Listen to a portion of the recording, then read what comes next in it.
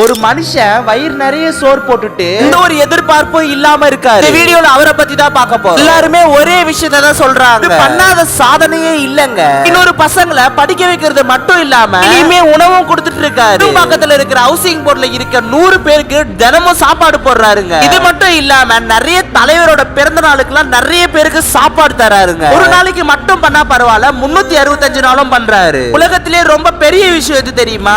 சாப்பாடு போட்டு அழகு பாக்குறது. ஒரு விஷயம் சொல்ல போற, நல்லா கேட்டுக்கோங்க. இல்லாம நிறைய உலக சாதனை பண்ணிருக்காரு.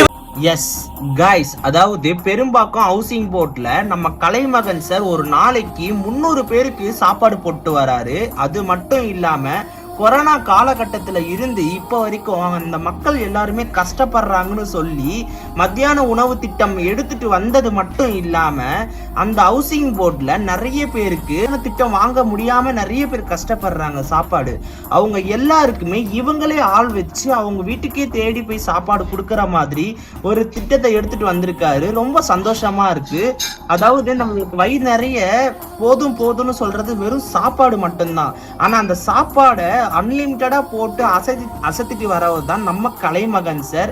உங்களுக்கு ரொம்ப பிடிச்சிருந்துச்சுன்னா இந்த ஒரு விஷயம் மறக்காம கமெண்ட்ல சொல்லுங்க. அவரை பிடிச்சிருக்கவங்க ஃபாலோ பண்ணிக்கோங்க. தேங்க்ஸ்.